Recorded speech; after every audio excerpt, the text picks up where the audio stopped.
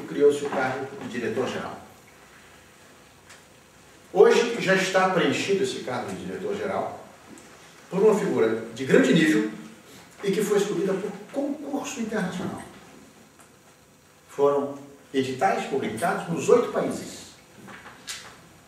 E uma empresa especializada se ocupou, podendo fazer a seleção dos candidatos todos, até que 5 candidatos ficaram na final desse concurso e que foram então escolhidos, e foram examinados, sabatinados, por todo o Comitê de Concertação Permanente da CPLP, por todos os embaixadores.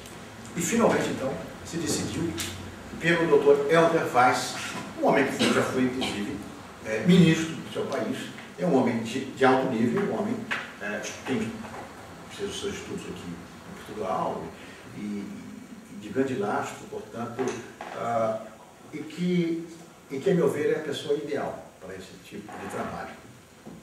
Hoje está lá o doutor Helder Weiss. Mas não é o único. Nós criamos também 3 cargos de direção, não diretor-geral mais, mas para cada área. O de cooperação, o de política e o de cultura.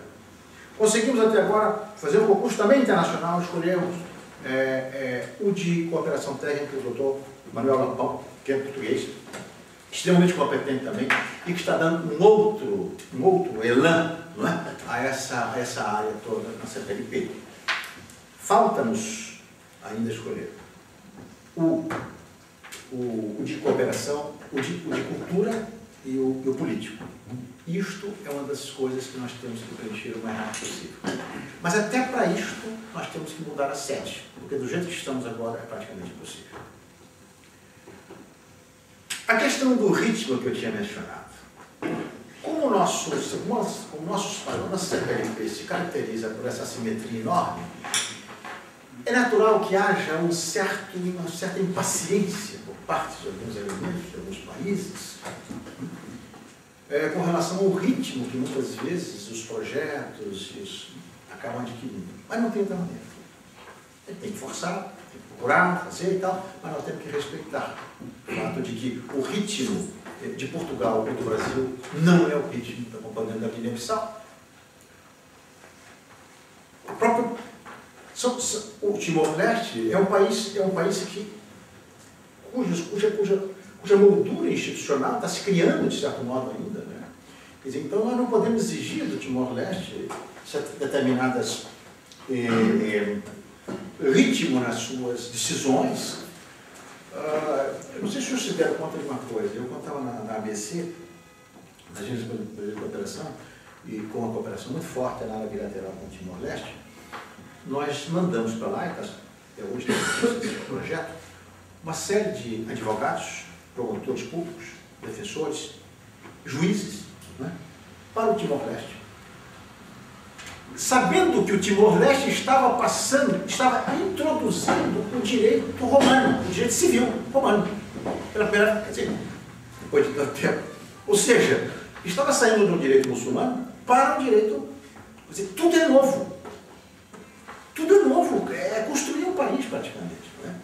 E não nos esqueçamos também que o Timor-Leste tem outra coisa muito que é característica, um pouco de outros países da CPLP, mas que no caso dele é o caso mais grave, digamos assim, mais difícil, é a questão da própria língua. Ou seja, entre 5% e 8% da população do Timor-Leste falam português efetivamente.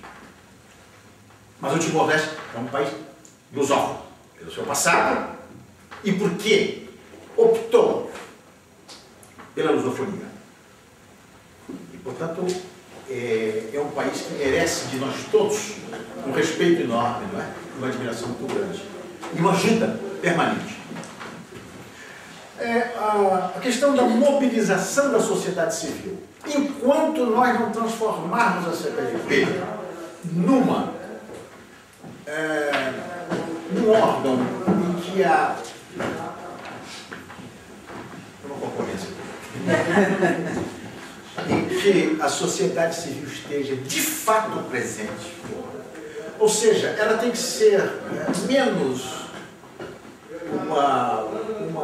uma reunião de países membros, de estados membros, e mais uma reunião de cidadãos que partam do mesmo espaço da lusofonia.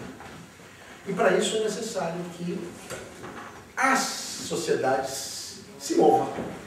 Porque não é esperando que os nossos países façam alguma coisa, não é, que nós vamos conseguir solucionar esse problema.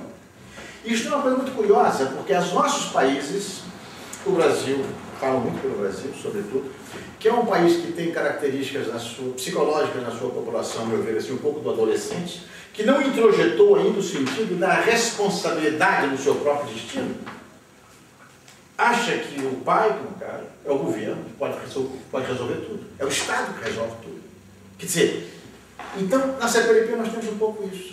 Não, os membros, os países, né, as populações, os cidadãos, ficam sempre reclamando. Eu ouço constantemente reclamações, acabamos de ouvir agora no Fórum da Lusofonia, lá, de professores e tudo, como se a CPLP, está compreendendo, fosse a responsável única, né, para que todo cidadão começasse a se sentir realmente participante de tudo isso e tal. Dizia uma professora, organizar um congresso de escritores é a coisa mais importante, mais difícil do mundo na CPLP, porque a CPLP não dá dinheiro para ninguém para poder fazer isso.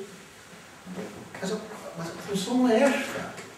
A função não é esta. Existem os órgãos todos da sociedade que devem se organizar, devem se juntar para poder fazer uma coisa comum. Não é esperar da CPLP. A CPLP somos nós.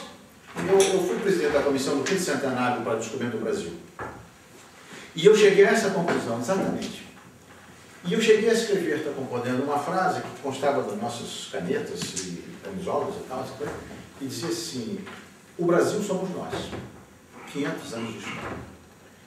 Porque essa coisa de achar que existe um Brasil fora de nós, que existe uma CPLP fora de nós, isso não existe. A CPLP somos nós. Então ela será aquilo que nós queremos que ela seja, e esse será o futuro dela, evidentemente.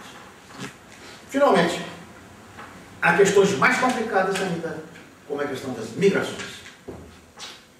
Todo mundo reclama, uma coisa de dificuldade, como é que pode? Deveria haver uma liberdade muito maior de circulação dos cidadãos da CPLP no âmbito, não é, dos nossos países. Evidente que deveria. Mas aí chocamos-nos com a realidade concreta. Né? O Brasil, no caso, tem uma política completamente aberta, está compreendendo, em matéria de vistos. Né?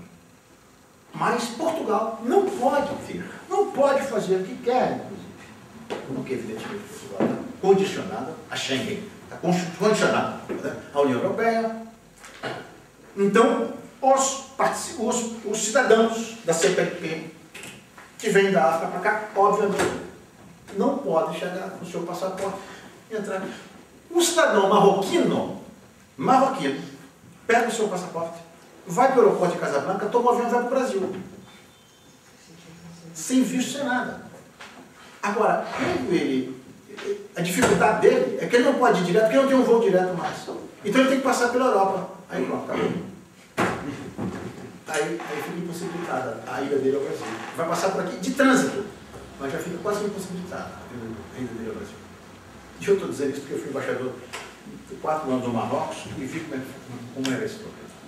E é uma pena que a gente não possa abrir mais dentro das nossas fronteiras para os nossos cidadãos lusófonos. Finalmente, a questão cultural. Essa é grave. Por incrível que pareça, essa é muito grave e essa teria que ter uma solução. Em primeiro lugar, essa solução só virá a partir justamente